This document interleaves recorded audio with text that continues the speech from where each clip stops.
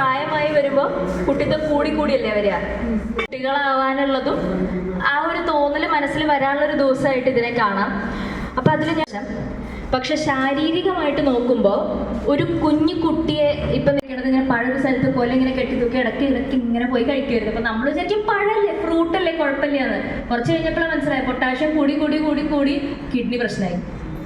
പിന്നെ അതിന് ചികിത്സയായി അങ്ങനെ ചോദിച്ചപ്പോഴാണ് അറിഞ്ഞത് പഴം കൂടുതൽ കഴിച്ചിട്ടാണ് ഇതുണ്ടായിരുന്നത്. അപ്പം പഴം, ഓറഞ്ച് അങ്ങനത്തെ സാധനങ്ങളൊക്കെ എല്ലാം അധികമായാൽ അമൃതവിഷമാണ് പ്രശ്നം. അപ്പം ഈ ഫ്രൂട്ട്സിന് അങ്ങനെ ഒരു ചെറിയൊരു പ്രശ്നമുണ്ട്. എന്നാലും കുഴപ്പമില്ല, അങ്ങനെ പേടിക്കാനുള്ളതൊന്നുമില്ല. പിന്നുള്ളത് റെസ്ട്രിക്റ്റ് ആൽക്കഹോൾ, സ്റ്റോപ്പ് സ്മോക്കിംഗ്. ഈ വശത്തേക്കാണ് കൂടുതലായിട്ട് പറയേണ്ടി വരും. ഇപ്പം എൻ്റെ കാലഘട്ടം പ്രായമായി വരുമ്പോൾ 2 വശത്തേക്കും പറയേണ്ടി വരും. ഇപ്പം അങ്ങനെ വ്യത്യാസമില്ല, എല്ലാവരും ഒരേപോലെ ഉപയോഗിക്കാണല്ലോ. അതിൽ ഞാൻ റെസ്ട്രിക്റ്റ് ആണ് ആൽക്കഹോൾ പറഞ്ഞിട്ടുള്ളത്. ആൽക്കഹോൾ അത്ര ഭയങ്കര പ്രശ്നം ഉണ്ടാക്കില്ലേ, പക്ഷെ പുകവലി ഭയങ്കര പ്രശ്നമാണ്. പല കാര്യങ്ങൾക്കും നമ്മളറിയില്ല. ചെറിയ പ്രായത്തിൽ പുക വലിച്ചിട്ട് പ്രായമാകുമ്പോഴാണ് അതിൻ്റെ എഫക്റ്റ് ഒക്കെ അറിയുക. ചെറുപ്പത്തിൽ നല്ല ഉഷാറായിട്ട് ഇങ്ങനെ ഇരിക്കുകയായിരിക്കും, പക്ഷെ പ്രായമായി വരുമ്പോഴാണ് അതിൻ്റെ പ്രശ്നങ്ങൾ അറിയുക. അപ്പം നമ്മൾ പ്രായമായി കഴിഞ്ഞാൽ നിർബന്ധമായിട്ട് നിർത്തിയിരിക്കണം. അതുകൊണ്ടാണ് ഞാൻ സ്റ്റോപ്പ് എന്ന് തന്നെ എഴുതിയിരിക്കുന്നത് ചുവന്ന അക്ഷരത്തിൽ. പിന്നെ സ്ട്രെസ്സ് കുറയ്ക്കാൻ നമുക്ക് എന്താ ചെയ്യുക, നമുക്ക് അവസാനം പറയാം. പിന്നെ ഒരു 40 വയസ്സ് കഴിഞ്ഞപ്പോൾ, ഇവിടെ 40 60 കഴിഞ്ഞവരാണ് ഉള്ളതെന്നറിയാം. അതേപോലെ കുടുംബത്തിലുള്ളവർക്ക് BP ഉണ്ട് എന്നാണെങ്കിൽ നമ്മൾ ഇടയ്ക്കിടയ്ക്കൊന്ന് പോയിട്ട് BP ഒക്കെ ഒന്ന് ചെക്ക് ചെയ്യുക. വരുന്നുണ്ടോ എന്നൊന്ന് നോക്കിയിരിക്കുക. നമ്മൾ ക്രിസ്മസ് അപ്പം വരുന്നുണ്ടോ എന്നിങ്ങനെ, അല്ലെങ്കിൽ മാവേലി വരുന്നുണ്ടോ നോക്കണ പോലെ ഇതും വരുന്നുണ്ടോ നോക്കുക. പിന്നെ വീട്ടിൽ കുറേ പേരുടെയൊക്കെ വീട്ടിലുണ്ടാവുമല്ലോ അത് മെഷർ ചെയ്യേണ്ടത്. എങ്ങനെയാണ് ചെയ്യേണ്ടതെന്ന് എല്ലാവർക്കും അറിയോ? കൃത്യമായിട്ട് ചെയ്യേണ്ടത്. നമ്മളത് കെട്ടുമ്പോൾ അതിൻ്റെ ഒരു കുഴൽ പോലത്തെ വാല് തൂങ്ങിക്കിടക്കണത് കയ്യിലിങ്ങനെ കെട്ടിയിട്ട് അതിങ്ങനെ മുമ്പിലേക്ക് തൂങ്ങിക്കിടക്കണം. അത് പുറകിലാവരുത്. ആ വാല് മുമ്പിലേക്ക് ആവുന്ന രീതിയിൽ കെട്ടണം. ഒരുപാട് ടൈറ്റ് ആക്കണ്ട, എന്നാൽ ഭയങ്കര ലൂസാക്കരുത്. ലൂസൊക്കെ ആക്കി കഴിഞ്ഞാൽ ചിലപ്പോൾ റീഡിങ് തെറ്റിപ്പോവും. ഒരു മീഡിയത്തിൽ കെട്ടിയിട്ട് നമ്മളതിൽ സ്വിച്ച് അമർത്തുക, നോക്കുക. പക്ഷെ അതിങ്ങനെ എപ്പോഴും നോക്കിയിരിക്കേണ്ട ആവശ്യമില്ല. അതെന്താ പറ്റുകയെന്നറിയോ? നമ്മൾ എപ്പോഴും നോക്കുക വെച്ചാൽ നമ്മുടെ മനസ്സിൽ അത്രയും സ്ട്രെസ് ഉണ്ടെന്ന് അർത്ഥം. സ്ട്രെസ് കൂടിക്കഴിഞ്ഞാൽ എന്തുണ്ടാവും? BP കൂടും. അപ്പം നമ്മൾ സ്ട്രെസ്സായിട്ട് എപ്പോഴും നോക്കണ്ട, വല്ലപ്പോഴും ഒരിക്കലും ഇങ്ങനെ നോക്കിയാൽ മതി. പിന്നെ ഡോക്ടർമാർ പറഞ്ഞിട്ടുണ്ടെന്നുണ്ടെങ്കിൽ അതനുസരിച്ച് നമുക്ക് ചാർട്ട് ചെയ്യാലോ എന്തെങ്കിലും ഉണ്ടെങ്കിൽ അങ്ങനെ ചെയ്യാം. അല്ലെങ്കിൽ എപ്പോഴും നോക്കണ്ട. പിന്നെ വേറൊരു കാര്യം എന്താ വെച്ചാൽ കണ്ണ് പ്രഷർ കൂടിയാൽ ചിലപ്പോൾ കണ്ണിലേക്ക് ചെറുതായിട്ട് ബാധിക്കുക. അത് കാരണം വർഷത്തിലൊരിക്കലൊക്കെ കണ്ണിൻ്റെ കാഴ്ചയൊക്കെ അല്ലെങ്കിൽ കാഴ്ച ടെസ്റ്റ് ചെയ്യണം. പക്ഷേ ഈ പ്രഷർ കൂടിയതിൻ്റെ ചേഞ്ചസ് വന്നിട്ടുണ്ടോ എന്നൊന്ന് ഇടയ്ക്കൊന്ന് ടെസ്റ്റ് ചെയ്ത് നോക്കിയാലും തെറ്റില്ല. പിന്നെ അവോയ്ഡ് ഓൺ പോസ്ചറൽ ഹൈപ്പർ എന്നായിപ്പോയി ഉദ്ദേശിച്ച ഹൈപ്പോ എന്നാണ്. ഹൈപ്പോ ടെൻഷൻ, അതായത് നമ്മളിപ്പോൾ ഇങ്ങനെ കിടക്കുകയാണ്, രാത്രി ഉറങ്ങി രാവിലെ പെട്ടെന്ന് അങ്ങോട്ട് എണീറ്റ് നടക്കുമ്പോഴത്തേക്ക് അതൊരു കറക്കം അങ്ങോട്ട് തോന്നും. അത് ചെറുതായിട്ട് ചിലപ്പോൾ പ്രഷർ കുറയണതിൻ്റെ ആയിരിക്കും, ഇല്ലെങ്കിൽ തലകറക്കത്തിൻ്റെ ഒരു വർട്ടൈഗോ എന്നൊക്കെ പറയണതിൻ്റെ ഭാഗമായിരിക്കും. അപ്പോൾ അതിന് നമ്മൾ എന്താ ചെയ്യേണ്ടത്? നമ്മൾ തല കറങ്ങിയൊരു ഭാഗത്ത് വീണ് എല്ലാം കൊടിഞ്ഞ് അങ്ങനെ ആവണ്ട. അപ്പോൾ അതിന് പകരം ആദ്യം എഴുന്നേറ്റ് ബെഡിൽ ഇരിക്കുക, കുറച്ച് നേരം അവിടെ ഇരിക്കുക. പിന്നെ എണീറ്റ് പതുക്കെ എവിടെയെങ്കിലും പിടിച്ചു നിൽക്കുക, എന്നിട്ട് നടന്നു തുടങ്ങുക. പെട്ടെന്ന് എണീറ്റ് ചെറുപ്പത്തിൽ ചെയ്തിരുന്ന പോലെ ചടാന്ന് ചെയ്യണ്ട. ഇത് എന്നും രാവിലെ അല്ലെങ്കിൽ ഉച്ചയ്ക്ക് ഉറക്കത്തിൽ നിന്നോ അല്ലെങ്കിൽ ഇരിക്കുന്നിടത്തു നിന്ന് എഴുന്നേൽക്കുമ്പോഴോ നമ്മൾ എപ്പം പൊസിഷൻ മാറുന്നോ അത് മെല്ലെ ചെയ്യുക. പെട്ടെന്ന് ചെയ്തിട്ട് ഒരു കുഴപ്പത്തിലേക്ക് പോകരുത്. അടുത്തത് ഈ പ്രഷർ ഞാൻ ആദ്യം എടുത്തിടാൻ കാരണം അതാണ്. ഈ പ്രഷർ കൂടിയാലാണ് സകല പ്രശ്നം ഉണ്ടാവുക. ഹാർട്ട്, ബ്രെയിൻ ഇതിനെയൊക്കെ കയറി അങ്ങോട്ട് ബാധിക്കും. അപ്പോൾ അതിനകത്ത് മേജർ 2 വില്ലന്മാരാണ്. ഒന്ന് ഹാർട്ടിനെ ബാധിച്ചാൽ വരണതും 2 ബ്രെയിനിനെ ബാധിച്ചാൽ വരുന്നതും. ഹാർട്ടിനെ ബാധിച്ചാൽ എന്താ ഉണ്ടാവുക? ഹാർട്ട് അറ്റാക്കാണ് പ്രഷർ കൂടി ഉണ്ടാവുന്നതിൽ ഏറ്റവും കോമൺ ആയിട്ട് ഉണ്ടാവുന്നത്. ബാക്കിയെല്ലാം ഒന്നും ഞാൻ പറയണില്ല, അറ്റാക്കിൻ്റെ കാര്യം മാത്രം പറയാം. അതായത് നമുക്ക് ഇവിടെയും ഉണ്ടാവും വന്നവരൊക്കെ എന്ന് വിചാരിക്കണം. എല്ലാവർക്കും ഒരേ സിംറ്റം ആവണമെന്നില്ല. കോമൺ ആയിട്ട് സാധാരണ കണ്ടുവരുന്നത് നെഞ്ച് വേദന, അസഹ്യമായിട്ടുള്ള വേദന വിടുന്ന അങ്ങോട്ട് കയറി ഇടത്തെ കൈയിലേക്ക് പോണു, കഴുത്തിലേക്ക്, പുറകിലേക്ക് വേർക്കണു, ആകെ പരവശായി. അങ്ങനെയാണ് ഹാർട്ട് അറ്റാക്കിൻ്റെ ഒരു ഇത്. അപ്പം ചിലപ്പോൾ അതിൻ്റെ കൂടെ ഇപ്പോൾ കണ്ണ് മങ്ങലോ അല്ലെങ്കിൽ ഇവിടെ ഒരു നെഞ്ചത്തൊരു കനം പോലെയോ അങ്ങനെയൊക്കെ. എൻ്റെ ഫോൺ അടിക്കുന്നുണ്ട്. അപ്പം നെഞ്ചത്ത് നമ്മളൊരു കനം പോലെയൊക്കെ തോന്നും. ഇപ്പം രാത്രി ഉറക്കത്തിലൊക്കെയാണ് പെട്ടെന്ന് ഇങ്ങനെ തോന്നിയിട്ടുണ്ടെങ്കിൽ നമ്മൾ എന്താ ചെയ്യുക? ഗ്യാസിൻ്റെ ആയിരിക്കും എന്ന് വിചാരിച്ചിട്ട് ഇച്ചിരി ജീരകവെള്ളമോ വായു ഗുളികയോ ചെയ്യരുത്. ഗ്യാസിൻ്റെ ആകാൻ ചിലപ്പോൾ നമുക്ക് ഭാഗ്യമുണ്ടെങ്കിൽ ചിലപ്പോൾ ഹാർട്ട് അറ്റാക്ക് ഒന്നും ആവില്ല, ഗ്യാസ് തന്നെ ആയിരിക്കും. എന്നാലും ഇങ്ങനത്തെ കാര്യങ്ങളൊക്കെ കണ്ടൊരു സംശയം തോന്നി അപ്പം കാഷ്വാലിറ്റി പോയി. 24 മണിക്കൂർ ആശുപത്രികളുണ്ടല്ലോ, നേരെ പോയി ഒരു ECG എടുക്കുക, അറിയാൻ പറ്റുമല്ലോ. വെറുതെ അറിയാതെ പോകേണ്ട കാര്യമില്ലല്ലോ. അപ്പോൾ അത് നമുക്ക് ചെറിയ സംശയം തോന്നിയാൽ പോലും, പ്രത്യേകിച്ചും പ്രായം കൂടിയവരാകുമ്പോൾ നമ്മൾ പോവാൻ നോക്കുക, അതങ്ങോട്ട് ഉറപ്പിക്കുക. ഇല്ലയെന്നോ ഉണ്ടെന്നോ, ഉണ്ടെങ്കിൽ അതിൻ്റെ ചികിത്സ എടുക്കുക, ഇല്ലെങ്കിൽ സന്തോഷമായിട്ട് തിരിച്ചു വന്ന് കിടന്നുറങ്ങുക. അപ്പോൾ ഇനി ഹാർട്ട് അറ്റാക്ക് വന്നാൽ ചെയ്യേണ്ടത് ഇമ്മീഡിയറ്റ്ലി ആശുപത്രിയിൽ പോകുക. പിന്നെ നമുക്ക് ഈ വേദന അസഹ്യമായിട്ട് വരുമ്പോൾ നമുക്ക് ചെയ്യാവുന്ന ഒരു ചെറിയ ട്രിക്ക് ഉണ്ട്. അതായത് നല്ലോണം ശ്വാസം അങ്ങോട്ട് ഉള്ളിലേക്ക് എടുക്കുക, എന്നിട്ട് ശക്തിയായിട്ട് പുറത്തേക്ക് ചുമക്കുക. അതിപ്പോൾ ഇങ്ങനെ ചുമച്ച് കാണിച്ചു കഴിഞ്ഞാൽ ഞാൻ ഇവിടെ വീഴും, അത് കാരണം ഞാൻ ചെയ്യുന്നില്ല. നല്ല ശക്തിയായിട്ട് പുറത്തേക്ക് ചുമക്കുക, ശ്വാസം പിന്നെ ഉള്ളിലേക്ക് എടുക്കുക, ശക്തിയായിട്ട് ചുമക്കുക. അപ്പം അങ്ങനെ ചെയ്യുമ്പോൾ ഗുണം രണ്ടാണ്. ഒന്ന്, നമ്മുടെ വേദനയും വിമ്മിഷ്ടവും ഒക്കെ ഒന്ന് കുറയും, ആശുപത്രിയിൽ എത്തുന്നവരെ നമുക്ക് ഇച്ചിരി സമാധാനം ഉണ്ടാവും. രണ്ടാമത്, നമ്മൾ ഒറ്റയ്ക്കാണ് ഇരിക്കണേ വെച്ചിട്ടുണ്ടെങ്കിൽ ആൾക്കാർ ചോദിക്കും ഇതെന്താ കാണിക്കണേ, എന്തെങ്ങനെയൊക്കെ ചെയ്യണമെന്ന് ചോദിക്കുമ്പോൾ നമുക്ക് പറയാം ഒരു വിമ്മിഷ്ടം ഉണ്ട്, എന്നെ ഒന്ന് കൊണ്ടുപോകും ആശുപത്രിയിലേക്ക് എന്ന് പറയാം. ആൾക്കാരെ കൊണ്ട് ശ്രദ്ധിപ്പിക്കുകയും ചെയ്യാം. അപ്പം അങ്ങനെ 2 ഗുണമുണ്ട്. അപ്പം അത് ചെയ്യാം. പിന്നെ ഇപ്പോൾ വന്നു എന്നാണെങ്കിൽ മരുന്നുകൾ തന്നിട്ടുണ്ടെങ്കിൽ നിരന്തരമായിട്ട് കഴിക്കുക. മരുന്ന് കഴിക്കാൻ ഒരിക്കലും ഒരു മടിയും വിചാരിക്കരുത്. മരുന്നുകളെ കൊണ്ട് ദോഷം വരില്ല, ഗുണം ഉണ്ടാവുള്ളൂ. അടുത്തത് പ്രഷർ കൂടിയ പ്രശ്നം, ബ്രെയിൻ സ്ട്രോക്ക് വരുന്നതിലെ നമുക്ക് ഹാർട്ട് അറ്റാക്കിൽ ഒരു കാര്യമുണ്ട്. ചിലപ്പോൾ നമുക്ക് അറ്റാക്ക് ഈ പറഞ്ഞ വേദനയായിട്ടൊന്നും വരണമെന്നില്ല. ഒരു ദിവസം രാവിലെ വിഷുവിന് ഞങ്ങൾ പടക്കമൊക്കെ പൊട്ടിച്ചുകൊണ്ടിരിക്കുമ്പോൾ അമ്മൂമ്മ വന്ന് അച്ഛൻ്റെ അടുത്ത് പറയാറ്, എനിക്ക് ഇവിടെ ഒരു തടസ്സം പോലെ തൊണ്ടയിൽ, നീ ഒന്ന് എൻ്റെ പൾസൊക്കെ ഒന്ന് നോക്കിക്കേ എന്നൊക്കെ പറഞ്ഞു. അച്ഛൻ ഡോക്ടറാണ്. അപ്പോൾ വെറുതെ എന്തിനാ ഇങ്ങനെ വെച്ചുകൊണ്ടിരിക്കണേ, വേദനയൊന്നും പറഞ്ഞില്ലേ, വേർക്കണമില്ല, കൊണ്ടുപോയേക്കാൻ വിചാരിച്ച് പോയി നോക്കി, നല്ല ഗംഭീര ബ്ലോക്ക്, നെഞ്ച് തുറന്ന് ഓപ്പറേഷൻ ചെയ്ത് റെഡിയാക്കേണ്ട വന്നു. അപ്പോൾ ചിലപ്പോൾ ഈ വേദന ഉണ്ടായിക്കൊള്ളണമെന്നില്ല. അതുകൊണ്ടാണ് ഞാൻ പറഞ്ഞ അസ്വസ്ഥത ഏത് രീതിയിൽ വന്നിട്ടുണ്ടെങ്കിലും നേരെ ആശുപത്രിയിൽ പോവുക, പറയുക ഇന്ന അസ്വസ്ഥത ഉണ്ട് എന്നുള്ളത്. അടുത്തത് സ്ട്രോക്കുള്ളപ്പോൾ ഞാനൊരു വേറൊരു എൻ്റെ ഫാമിലി മെമ്പറിൻ്റെ ഒരു കഥ പറയാം. ഇപ്പോൾ ഈ ഒരു 2 ആഴ്ച മുമ്പ് ഉണ്ടായതാണ്. എൻ്റെ വീട്ടിൽ ഒരു അച്ഛൻ്റെ അമ്മാവന് സ്ട്രോക്ക് വന്ന് വളരെ മോശം അവസ്ഥയിൽ പോയിട്ട് ആൾ ICUവിൽ കിടക്കായിരുന്നു. ഇപ്പോൾ ആൾ മരിച്ചു. അപ്പോൾ ആ കഥ ഞങ്ങൾ വന്നു ചെന്ന് അമ്മയുടെ അമ്മാവനോട് പറഞ്ഞുകൊണ്ടിരിക്കുകയായിരുന്നു. അപ്പോൾ അവരോട് വീട്ടിൽ പോയിരുന്ന് ഇങ്ങനെ പറഞ്ഞ് കഥയൊക്കെ പറഞ്ഞ് സ്ട്രോക്ക് വരുമ്പോൾ ഇന്ന ലക്ഷണമൊക്കെയാണ് കാണിക്കുക കേട്ടോ എന്നൊക്കെ പറഞ്ഞ് മനസ്സിലാക്കി കൊടുത്തു. അത് കഴിഞ്ഞ് നമ്മൾ തിരിച്ച് വീട്ടിൽ പോയി കിടന്നുറങ്ങി ഒരു മണിക്കൂർ കഴിഞ്ഞപ്പോൾ ഉണ്ട് അമ്മയുടെ അമ്മാവൻ ഫോൺ വിളിച്ച് പറയണു, എനിക്കിതേ കയ്യിന് തരിപ്പ് തുടങ്ങി, എനിക്ക് സംസാരിക്കുമ്പോൾ ചെറിയ കുഴച്ചിലുണ്ടോയെന്ന് സംശയം തുടങ്ങി എന്നൊക്കെ പറയണം. അപ്പം നമ്മൾ വിചാരിച്ചു നമ്മളിപ്പോൾ സംസാരിച്ച് വന്നല്ലേ ഉള്ളൂ, സ്ട്രോക്കിനെ കുറിച്ചൊക്കെ പേടിച്ചിട്ടാവും എന്ന് വിചാരിച്ചു. ഒരു 5 മിനിറ്റും കൂടെ കഴിഞ്ഞ് വിളിച്ചപ്പോൾ ആൾ പറഞ്ഞു, എൻ്റെ കൈ ഒരു വശം എന്താ താഴ്ന്നു പോകണമെങ്കിൽ കൈ അനക്കാൻ പറ്റണില്ല, കാലനക്കാൻ പറ്റണില്ല, എനിക്ക് സംസാരം മുഴുവൻ കുഴഞ്ഞു പോകണു. ആൾ സ്വന്തമായിട്ട് തിരിച്ചറിഞ്ഞു സ്ട്രോക്കാണെന്ന്. എനിക്ക് സ്ട്രോക്കാണെന്ന് സ്വന്തമായിട്ട് ആൾ പറഞ്ഞു. ദാന്ന് പറഞ്ഞ് ആംബുലൻസ് വിളിച്ചു, ആളെ കൊണ്ടുപോയി ആശുപത്രിയിൽ എത്തിച്ചു. ഉടനെ തന്നെ നമ്മുടെ ആ ഒരു ബ്ലീഡിങ്ങോ എന്താണെന്ന് വെച്ചിട്ടുണ്ടെങ്കിൽ അതിനുള്ള ചികിത്സ ചെയ്തു. ആളിപ്പോൾ അത് നടന്നു തുടങ്ങി, പിടിച്ച് നടന്നു തുടങ്ങി. ഞങ്ങൾ പിറ്റേ ദിവസം ICU പോകുമ്പോൾ തമാശ പറഞ്ഞുകൊണ്ടിരിക്കുക. ആളുടെ ഫോട്ടോ ഞാൻ അവസാനം കാണിച്ചു തരാം. അപ്പോൾ സ്ട്രോക്ക് വരുമ്പോൾ നമ്മൾ പെട്ടെന്ന് തിരിച്ചറിയുക, 1 മണിക്കൂർ ഗോൾഡൻ അവർ എന്ന് പറയും, 1 മണിക്കൂറിനൊക്കെ ആശുപത്രിയിൽ പോയി കഴിഞ്ഞാൽ സ്ട്രോക്ക് വന്നു എന്ന് തന്നെ നമുക്ക് പിന്നെ മനസ്സിലാവാത്ത രീതിയിൽ ഇതിനെ മാറ്റിക്കളയാൻ പറ്റും. എന്നാൽ വൈകും തോറും ഇതിൻ്റെ പ്രശ്നങ്ങൾ കൂടി വരും. അതുകൊണ്ട് ഇത് വരുന്നുണ്ടോ ഇല്ലയോ എന്ന് നമ്മൾ തിരിച്ചറിയാനുള്ള കാര്യങ്ങൾ മനസ്സിലെപ്പോഴും ഉണ്ടാവണം.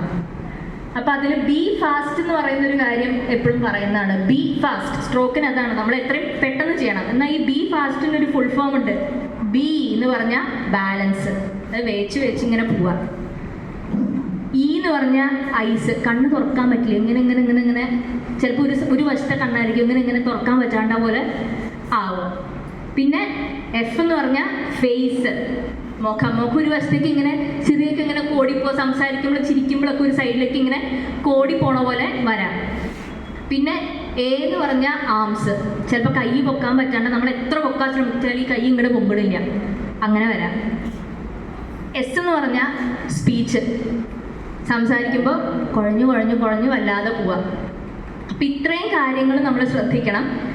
അവസാനത്തെ അക്ഷരം ടി എന്ന് പറഞ്ഞാൽ ടൈമാണ് ഇതിലേറ്റവും പ്രധാനപ്പെട്ട കാര്യം. നമ്മളിങ്ങനെ എന്തെങ്കിലും ചെറുതായിട്ട് തോന്നിക്കഴിഞ്ഞാൽ ഉടനെ തന്നെ ആശുപത്രിയിലേക്ക് പോയി കഴിഞ്ഞാൽ അതിനുള്ള ആവശ്യമുള്ള ചികിത്സകൾ അവിടെ നിന്ന് കിട്ടും. ഇനി സ്ട്രോക്ക് അല്ലാന്നുണ്ടെങ്കിൽ ആശ്വാസം. പിന്നെ ആശുപത്രിയിലേക്ക് പോകുമ്പോൾ ശ്രദ്ധിക്കാനുള്ള ഒരു കാര്യം, നമുക്ക് ചിലപ്പോൾ സ്വയം ചെയ്യാൻ പറ്റില്ല, നമുക്കൊരാളുടെ കൂടെ പോവുകയാണെങ്കിൽ ശ്രദ്ധിക്കാൻ പറ്റും. ഈ ഒരു പൊസിഷനിൽ, റിക്കവറി പൊസിഷൻ എന്നാണ് അതിൻ്റെ പേര്. ഇങ്ങനെ ചെരിച്ച് കിടത്തിയിട്ട് ഇടത് ഭാഗത്തേക്ക് ചെരിച്ച് കിടത്തിയിട്ട് കൊണ്ടുപോയി കഴിഞ്ഞാൽ ഈ വായിലും എല്ലാം ഒക്കെ കെട്ടി കിടക്കണമെങ്കിൽ അതൊക്കെ അങ്ങോട്ട് പൂർന്നു പോകും. അപ്പോൾ ഇടത് ഭാഗത്തേക്ക് ചെരിക്കുമ്പോൾ നമ്മൾ ആളിങ്ങനെ മലർന്ന് കിടക്കുകയാണെങ്കിൽ ഇടത്തെ കൈ എടുത്ത് ഇങ്ങനെ നിവർത്തി വെക്കുക, വലത്തെ കൈ എടുത്ത് ആളുടെ തോളത്തേക്ക് വെക്കുക, എന്നിട്ട് ചെരിഞ്ഞങ്ങനെ ഒരു കാലിങ്ങനെ ചെരിച്ചിട്ട് ചെരിഞ്ഞ് കിടക്കുക. അപ്പോൾ ഈ മുഖം നമുക്കിങ്ങനെ വീണ് പോയാൽ ഈ കയ്യിലേക്കേ പോവുള്ളൂ ആൾക്ക് ബോധക്ഷയം ഉണ്ടായിക്കഴിഞ്ഞാൽ. അപ്പോൾ ഇങ്ങനെ ചെരിഞ്ഞ് കിടന്ന് ഇടതുവശത്തേക്ക് ചെരിഞ്ഞ് കിടന്ന് പോകുന്നതായിരിക്കും നല്ലത്. പിന്നെ ഇപ്പോൾ സ്ട്രോക്ക് വന്നു എന്നുണ്ടെങ്കിൽ ഞാൻ പറഞ്ഞ പോലെ മരുന്നുകൾ പ്രിസ്ക്രൈബ് ചെയ്തിട്ടുണ്ടെങ്കിൽ കഴിക്കുക. അതേപോലെ ഫിസിയോതെറാപ്പി പറയും ചിലപ്പോൾ. ഫിസിയോതെറാപ്പി അത് അച്ചട്ടായിട്ട് ചെയ്ത് കഴിഞ്ഞാൽ നല്ല വ്യത്യാസവും വരും. പിന്നെ TIA എന്ന് പറയുന്നൊരു ചെറുകിട സാധനമുണ്ട്. അതായത് ട്രാൻസിയൻറ്റ് ഇസ്കീമിക് അറ്റാക്ക് എന്നാണ് അതിൻ്റെ പേര്. ആ പേരെന്തെങ്കിലുമൊക്കെ ആയിക്കോട്ടെ, നമുക്ക് കാര്യം അറിഞ്ഞാൽ മതിയല്ലോ. TIA എന്ന് പറഞ്ഞാൽ സ്ട്രോക്കിൻ്റെ ഒരു കുഞ്ഞൻ സ്ട്രോക്ക്.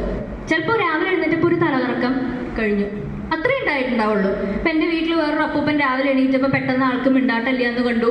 ഉടനെ കൂടെ നിൽക്കണ കുട്ടി വന്നിട്ട് വേഗം ഷുഗർ നോക്കണു, BP നോക്കണു, എല്ലാം നോക്കണു. അപ്പോഴത്തേക്കും ആളുടെ മകളെ വിളിക്കണു, അയ്യോ അത് അപ്പൂപ്പൻ എന്തോ വയ്യാണ്ടായി എന്ന് പറഞ്ഞു. മകൾ ഓടി ഇങ്ങോട്ട് വരണു. അപ്പോൾ ഉടനെ അപ്പൂപ്പൻ ഉണർന്നിട്ട്, അല്ല താനെന്ത് ഡ്രസ്സൊന്നും മാറാത്ത ഓഫീസിൽ പോകണ്ടേ എന്ന് ചോദിക്കുകയായി. അത്രയും നേരം മിണ്ടാട്ടില്ലാണ്ട് ബോധമില്ല എന്ന് പറഞ്ഞ ആൾ 5 മിനിറ്റ് കഴിഞ്ഞപ്പോഴത്തേക്ക് ആൾ ഓക്കെ ആയി. സംഭവം പക്ഷേ ഈ കുഞ്ഞൻ സ്ട്രോക്കായിരുന്നു TIA. പക്ഷെ അങ്ങനെ ഉണ്ടെങ്കിൽ, ഇടയ്ക്കിടയ്ക്ക് വരുന്നുണ്ടെന്നുണ്ടെങ്കിൽ ഭാവിയിൽ എപ്പോഴെങ്കിലും കുറച്ച് വലിയ സ്ട്രോക്ക് വരാനുള്ളതിൻ്റെ ഒരു ലക്ഷണമാണ് ഈ കുഞ്ഞി സ്ട്രോക്ക്. അതുകൊണ്ട് ഇങ്ങനത്തെ എന്തെങ്കിലും തലകറക്കം വരുമ്പോൾ ആശുപത്രിയിൽ പോകുമ്പോൾ ചിലപ്പോൾ ഡോക്ടർമാർ ഒന്ന് MRI എടുത്ത് നോക്കൂ എന്ന് പറയുമ്പോൾ ഒന്ന് നോക്കിക്കഴിഞ്ഞാൽ ചിലപ്പോൾ നമുക്കിത് ഭാവിയിലേക്ക് വരാനിരിക്കുന്നതിൻ്റെ എന്തെങ്കിലും ചെറിയ ലക്ഷണമാണോ എന്ന് നമുക്കറിയാൻ പറ്റും. അല്ലാണ്ട് തലകറക്കത്തിന് ഡോക്ടറും സ്കാനുകാരും തമ്മിലുള്ള ഒരു ഇതിൽ MRI എടുക്കാൻ പറഞ്ഞത് അല്ലത്, ആവശ്യമുള്ളത് കൊണ്ട് തന്നെ പറയുന്നതാണ്. അങ്ങനെയാണെങ്കിൽ ചെറിയ ഈ രക്തക്കട്ട അലിയിപ്പിക്കണ പരിപാടിയൊക്കെ മരുന്നുകളൊക്കെ ചെറുതായിട്ട് കഴിച്ചാൽ ചിലപ്പോൾ നമുക്ക് ഭാവിയിൽ സ്ട്രോക്ക് ഇല്ലാണ്ട് രക്ഷപ്പെടാൻ പറ്റും. അപ്പോൾ ഈ ഒരു കുഞ്ഞിനെ ശ്രദ്ധിക്കണം. ചെറിയ തലകറക്കമൊക്കെ വന്നാലും ഒന്ന് ആശുപത്രിയിൽ പോയി ചോദിച്ചേക്കുക. അടുത്തത് ഇതേപോലെ കോമൺ ആയിട്ട് എല്ലാവർക്കും ഉള്ള എന്താ, ഡയബറ്റിസ്. നമ്മുടെ സാധാരണ ഭാഷയിൽ പറഞ്ഞാൽ ഷുഗർ വന്നു കഴിഞ്ഞാൽ ഷുഗർ ഉണ്ടോ നമ്മുടെ ശരീരത്തിൽ എന്ന് തിരിച്ചറിയാൻ ഇല്ലാത്തവരോടാണ് കേട്ടോ പറയണത്. ഉള്ളവർ എക്സ്പേർട്സ് ആയിരിക്കും, എനിക്കറിയാം, എന്നെക്കാളും എക്സ്പേർട്ട് ആയിരിക്കും. അപ്പോൾ ഉണ്ടോ ഇല്ലയെന്ന് നമുക്കറിയാൻ ഈ 3 ഐറ്റംസ്, പോളിഫേജിയ, പോളിഡിപ്സിയ, പോളിയൂറിയ. അതായത് കൂടുതൽ വിശപ്പ്, കൂടുതലായിട്ട് ബാത്റൂമിൽ പോകാൻ തോന്നുക, യൂറിൻ പാസ് ചെയ്യാൻ തോന്നുക, കൂടുതലായിട്ട് ദാഹം, വായ കൊട്ടി ആകെ അങ്ങോട്ട് ദാഹം. ഈ 3 എണ്ണം ഉണ്ടെങ്കിൽ നമുക്ക് ഷുഗർ ചിലപ്പോൾ വന്നിട്ടുണ്ടാവാനുള്ളൊരു ചാൻസ് അവിടെ ഉണ്ട്. അതിൻ്റെ കൂട്ടത്തിൽ പിന്നെ നമുക്ക് നേരത്തെ ഞാൻ പറഞ്ഞ പോലെ തലവേദനയോ ഛർദ്ദിക്കാൻ വരലോ അങ്ങനത്തെ ചെറുകിട സാധനങ്ങളുണ്ടാവും. പക്ഷേ ഈ 3 എണ്ണമാണ് മെയിനായിട്ട് ഉണ്ടാവുക. അപ്പം അങ്ങനെ എന്തെങ്കിലും ഉണ്ടെന്നുണ്ടെങ്കിൽ നമുക്കൊന്ന് പോയിട്ട് ടെസ്റ്റ് ചെയ്ത് നോക്കുക. നോക്കി കണ്ടു എന്നാണെങ്കിൽ ഷുഗർ കുറയ്ക്കാൻ പറയും എന്തായാലും. പക്ഷെ നമ്മുടെ വീട്ടിലൊക്കെ ചില ആൾക്കാരുണ്ട്, ആരും കാണേണ്ട സൈഡിൽ കൂടെ ഇച്ചിരി പായസം, ഒരു പഴം, ഇച്ചിരി കേക്ക്, ഇച്ചിരി ആവാം. എങ്ങനെയാണെന്നറിയോ, നമ്മൾ നല്ലോണം കൺട്രോൾ ചെയ്ത് ചോറൊക്കെ നല്ലോണം കുറച്ച്, ചോറിലൊക്കെ ഷുഗർ കൂടുതലുള്ളതാണ്, ചോറൊക്കെ കുറച്ച് ഡോക്ടർമാർ പറയണ രീതിയിലുള്ള ഡയറ്റ് ചെയ്യുകയാണെങ്കിൽ വല്ലപ്പോഴും ഒരു വിഷുവിന് ഓണത്തിനും പായസം കഴിക്കുന്നതുകൊണ്ട് കുഴപ്പമൊന്നും ഉണ്ടാവില്ല, അല്ലെങ്കിൽ പിറന്നാളിന് പായസമൊക്കെ കഴിക്കുക, അതുകൊണ്ട് കുഴപ്പമില്ല. പക്ഷെ എപ്പോഴും ഇങ്ങനെ സൈഡിൽ കൂടെ ആരും കാണാതെ പോയിട്ട് ഇങ്ങനെ ഇച്ചിരി ആയിട്ട് എടുത്തു കഴിഞ്ഞാൽ എന്താ ഉണ്ടാവുക, ഷുഗർ കൂടി വന്നാൽ ഈ ഭാഗങ്ങളിലേക്ക് എത്തും. അതായത് നമ്മുടെ ബാധിക്കാൻ പോണത് കണ്ണ്, കിഡ്നി, പിന്നെ അറ്റങ്ങൾ, കാലിൻ്റെ അറ്റവും കൈയിൻ്റെ അറ്റവും ഒക്കെ. കണ്ണിന് എന്താ പറ്റുക, കാഴ്ച ഇങ്ങനെ കുറയും. എൻ്റെ ഒരു അപ്പച്ചിയുടെ ഹസ്ബൻഡിന് കാഴ്ച കുറഞ്ഞ് ടെസ്റ്റ് ചെയ്യാൻ വിട്ടുപോയി. ടെസ്റ്റ് ചെയ്യാതെ കണ്ണ് കാണില്ല എന്ന് പറഞ്ഞിട്ട് ആളിങ്ങനെ ഇരുന്നിരുന്ന് കുറച്ച് കാലം കഴിഞ്ഞ് ടെസ്റ്റ് ചെയ്ത് നോക്കിയപ്പോൾ സംഭവം തിമിരായിരുന്നു. അപ്പോൾ ആൾ ഓപ്പറേഷൻ ചെയ്യാതിരുന്നു. അപ്പോഴത്തേക്ക് ആൾക്ക് ഷുഗർ വന്ന്, ഷുഗർ ഭയങ്കരമായിട്ട് കൂടി ആൾ അതും ചികിത്സിക്കാതെ അതും മടി വിചാരിച്ചിരുന്നു. കുറച്ച് കഴിഞ്ഞ് കണ്ണ് പിന്നെയും കാഴ്ച കുറവാന്ന് പറഞ്ഞ് പോയി ടെസ്റ്റ് ചെയ്ത് നോക്കിയപ്പോൾ ദവന അടിച്ചിരിക്കുന്ന ഡയബറ്റിക് റെറ്റിനോപ്പതി. അതായത് ഷുഗർ കൂടിയിട്ട് കണ്ണ് കാണാതെ വന്നു. തിമിരാണെങ്കിൽ ഓപ്പറേറ്റ് ചെയ്ത് മാറ്റാം, ഇതാണെങ്കിൽ അത് പറ്റില്ല. ഇപ്പം ആളിപ്പോഴും കണ്ണ് കാണാണ്ടിരിക്കുക. അപ്പം അങ്ങനെ ഇരിക്കേണ്ട ആവശ്യമില്ലല്ലോ. ഷുഗറിനെ നമ്മൾ നന്നായിട്ട് കൺട്രോൾ ചെയ്യുക. കിഡ്നി പോയാൽ വലിയ ബുദ്ധിമുട്ടാണ്. ഞാൻ നേരത്തെ പറഞ്ഞല്ലോ, എൻ്റെ മുത്തശ്ശൻ്റെ കാര്യം ഞാൻ കണ്ടിട്ടുള്ളതാണ്, വലിയ പാടാണ്. അതുകൊണ്ട് അതിലേക്കും എത്തിക്കാതിരിക്കുന്നത് നല്ലത്. പിന്നെ ഈ സെൻസേഷൻ കുറഞ്ഞുള്ള പ്രശ്നം എന്താണെന്ന് പറയുക, അതിൻ്റെ താഴെ കിടക്കുന്ന ആൾ ഡയബറ്റിക് ഫുട്ട്. അതായത് ഷുഗർ വന്നു കഴിഞ്ഞാൽ കാല് വ്രണം വന്നിട്ട് ഭയങ്കരമായിട്ട് കിടക്കുന്ന അവസ്ഥകളൊക്കെ നമ്മൾ കണ്ടിട്ടില്ലേ. ഈ സെൻസേഷൻ അറ്റങ്ങളിലെ കുറഞ്ഞ പ്രശ്നം എന്താണെന്ന് അറിയുമോ, ചെറിയ മുറിവ് വന്നാൽ നമ്മൾ വേദന അറിയില്ല. ഈ സെൻസേഷൻ പോയിട്ട്. വേദന അറിയാത്ത കാരണം കുഞ്ഞൊരു മുറിവ് കാലിൻ്റെ അറ്റത്ത് ഉണ്ട് എന്നുള്ളതും നമ്മൾ അറിയില്ല. അപ്പം എന്താ പറ്റുക, ചിലപ്പോൾ ആ മുറിവ് അങ്ങോട്ട് വലുതായിട്ട് വല്ലാത്തൊരവസ്ഥയാകുമ്പോഴായിരിക്കും നമ്മൾ അറിയുക. അപ്പോൾ പിന്നെ അറിഞ്ഞിട്ട് വലിയ കാര്യമില്ലാത്തൊരു സ്റ്റേജും എത്തിയിട്ടുണ്ടാവും. അപ്പം ഈ സെൻസേഷൻ്റെ പ്രശ്നവും കണ്ണിൻ്റെ പ്രശ്നവും കിഡ്നിയുടെ പ്രശ്നവും ഒക്കെ ആവുന്നതിന് മുന്നേ അവനെ നമ്മളങ്ങോട്ട് പിടിക്കുക, ഡീസൻ്റായിട്ട് മരുന്ന് കഴിക്കുക, ഫുഡ് നന്നായിട്ട് റെസ്ട്രിക്റ്റ് ചെയ്യുക, നന്നായിട്ട് എക്സർസൈസ് ചെയ്യുക. എല്ലാ കാര്യങ്ങളിലും ഈ എക്സർസൈസും നടത്തമാണ് ഏറ്റവും നല്ല എക്സർസൈസ്. അങ്ങനത്തെ കാര്യങ്ങൾ പറയേണ്ടത്. നമ്മൾ നടക്കാനൊക്കെ പറയുമ്പോൾ ഇപ്പോൾ എൻ്റെ വീട്ടിൽ ചിലരൊക്കെ പറയും, ഞാൻ അടുക്കളയിൽ ജോലി എടുക്കുമ്പോൾ അങ്ങോട്ടും ഇങ്ങോട്ടും ഇഷ്ടം പോലെ നടക്കണ്ട, ആ നടത്തം പോരെ. ആ നടത്തല്ല വേണ്ടത്. നമ്മൾ കൈയും കാലും വീശി വിയർക്കണ രീതിയിൽ നടക്കണം. അടുക്കളയിൽ നിന്നാൽ വിയർക്കില്ല എന്നപ്പോൾ ചോദിക്കും, അത് പുകടിച്ചിട്ടാണ്, ആയാസം കൊണ്ട് വിയർക്കണതല്ല. അപ്പോൾ വിയർക്കണ രീതിയിൽ നല്ല ബ്രിസ്ക് വാക്കിംഗ് തന്നെ വേണം നമുക്ക്. പിന്നെ ഡയബറ്റിക് ഫുഡ് വരാതിരിക്കാൻ നമുക്ക് വേറെ എന്തൊക്കെ ചെയ്യാം? ഈ ഷുഗർ വരുന്നവർക്ക് കാല് എന്ന് പറയണത് നമ്മുടെ മുഖം എങ്ങനെയാണോ, മുഖത്തിന് നമ്മൾ കെയർ കൊടുക്കില്ലേ പലരും. ഇപ്പോഴത്തെ കുട്ടികളൊക്കെ നല്ലോണം കെയർ കൊടുക്കണ കാണാം. അതിനേക്കാളും കെയർ കൊടുക്കണം കാലിന്. ഷുഗർ വന്നിട്ടുള്ളവർ കാലിൻ്റെ ഓരോ വിരലിൻ്റെ ഇട നന്നായിട്ട് ക്ലീൻ ചെയ്യണം, നഖം നന്നായിട്ട് ക്ലീൻ ചെയ്യണം. നഖമൊക്കെ ഒരു പഴയ ബ്രഷൊക്കെ ഇട്ട് ഉരച്ചിട്ടൊക്കെ കഴുകുക. പിന്നെ നഖം വെട്ടുമ്പോഴും മുറിവ് വരാതിരിക്കാൻ നോക്കുക. കാരണം ഷുഗർ വന്നിട്ട് മുറിവ് വന്നാൽ തുടങ്ങാൻ പാടാ. പിന്നെ ഈ പറഞ്ഞ പോലെ അത് വഷളായിട്ട് നമുക്ക് പിന്നെ രക്ഷ ഉണ്ടാവുള്ളൂ. അപ്പോൾ അത് കാരണം നഖം വെട്ടുമ്പോൾ ശ്രദ്ധിച്ച് വെട്ടുക. പിന്നെ പ്രോപ്പർ ഫുട്വെയർ അങ്ങനെ എഴുതിയിട്ടുണ്ട്. അതായത് അത് ഇന്ന് ഞാൻ ഫുട്വെയർ എന്ന് എഴുതിയപ്പോൾ അച്ഛൻ പറഞ്ഞു പ്രോപ്പർ ഫുട്വെയർ എന്നാക്കി കറക്റ്റ് ചെയ്യാൻ. കാരണം എന്താ വെച്ചിട്ടുണ്ടെങ്കിൽ നമ്മൾ തെറ്റായിട്ടുള്ള ചെരുപ്പിട്ടിട്ട് അവസാനം ചെരുപ്പ് കിടന്ന് ഒരഞ്ഞൊരഞ്ഞ് പൊട്ടുന്നതിലും ഭേദം ചെരുപ്പിടാതിരിക്കണതാന്ന് തോന്നും. അത് കാരണം നമ്മൾ പാകമുള്ള കൃത്യമായിട്ടുള്ള ചെരുപ്പ് ഇടുകയും ചെയ്യണം. പിന്നെ പറമ്പിലൊക്കെ ഇറങ്ങി നടക്കാൻ ഇപ്പം അങ്കിളുമാർക്ക് നല്ലോണം ഇഷ്ടമുണ്ടാവും. പക്ഷേ മണ്ണ് കാലിൽ കൊള്ളിക്കാതിരിക്കാൻ നല്ലത് ഷുഗർ വന്നു കഴിഞ്ഞാൽ. കാരണം അതിലും ബുദ്ധിമുട്ടാക്കണ്ടല്ലോ. അപ്പോൾ ചെരുപ്പിട്ടിട്ട് തന്നെ പറമ്പിലേക്ക് ഇറങ്ങുക. അതൊക്കെയാണ് നമുക്ക് ചെയ്യാനുള്ളത്. ഈ ഷുഗർ കുറഞ്ഞാലും പ്രശ്നമാണ്, കൂടിയാലും പ്രശ്നമാണ്, കുറഞ്ഞാലും പ്രശ്നമാണ്. കുറഞ്ഞാൽ നമുക്ക് എങ്ങനെ അറിയാം? നമുക്കൊരു ആകെ ഒരു കറക്കം, ഇങ്ങനെ ഭാഷയൊക്കെ നമുക്ക് ആകെ ഇങ്ങനെ വേച്ച് പോകണം. അത് കണ്ടാൽ നമുക്ക് ചിലപ്പോൾ സ്ട്രോക്ക് ആണെന്നും തോന്നും. അപ്പം അങ്ങനത്തെ എന്ത് വന്നാലും നേരെ ആശുപത്രിയിലേക്ക് പോകും. ഷുഗർ കുറഞ്ഞാണെന്ന് മനസ്സിലായിട്ടുണ്ടെങ്കിൽ ഡോക്ടർമാർ അതിനനുസരിച്ചിട്ടുള്ള ഷുഗറിൻ്റെ കൂട്ടാനുള്ള സാധനങ്ങൾ തരും. പക്ഷെ നമ്മൾ കരുതേണ്ട കാര്യങ്ങൾ എന്തൊക്കെയാണ്? ഷുഗർ ഉള്ളവർ എപ്പോഴും കയ്യിലിച്ചിരി മധുരം കൊണ്ട് നടക്കുക. അപ്പോൾ നമുക്ക് ഷുഗർ കുറയാൻ ചാൻസ് ഉണ്ട് എന്ന് നമുക്ക് സ്വന്തമായിട്ട് ഒരു തോന്നൽ വരുമ്പോൾ ലേശം ആ മധുരം എടുത്ത് വായിലിടുക. എന്ന് വെച്ചിട്ട് ഐസ്ക്രീമും ചോക്ലേറ്റും ആവരുത് ആ മധുരം. അതിനകത്തൊക്കെ നിറയെ ഫാറ്റ് ഉണ്ട്. നമുക്ക് കഴിക്കാൻ ഇഷ്ടമുണ്ടാവും, പക്ഷെ അതിനകത്ത് വേണ്ടാത്ത കുറേ സാധനങ്ങളുണ്ട്. അപ്പോൾ അത് ആവരുത്. അല്ലാത്ത എന്തെങ്കിലും ചെറുകിട മധുര സാധനങ്ങളൊക്കെ കയ്യിൽ വെക്കുക. അതേപോലെ ഡ്രൈവ് ചെയ്യുന്നത്, ഇപ്പോൾ സ്ഥിരമായിട്ട് ഡ്രൈവ് ചെയ്യണവരാണെങ്കിൽ ഷുഗർ കുറയാനുള്ളൊരു സാധ്യത ഇപ്പോഴും മുന്നിൽ കാണണം. അതായത് ഒരു ലോങ് ട്രിപ്പ് നമ്മൾ ഡ്രൈവ് ചെയ്ത് പോകാമെന്ന് തീരുമാനിച്ചിട്ടുണ്ടെന്നുണ്ടെങ്കിൽ ഷുഗറിൻ്റെ കാര്യങ്ങളൊന്ന് പോയി തലേ ദിവസങ്ങളിലൊക്കെ ഒന്ന് ചെക്ക് ചെയ്ത് പ്രശ്നമൊന്നും ഇല്ല എന്ന് ഉറപ്പ് വരുത്തിയിട്ട് ലോങ് ഡ്രൈവിന് പോവുക. അതേപോലെ കയ്യിൽ ഈ പറഞ്ഞ പോലത്തെ മധുരം കയ്യിൽ കരുതുക.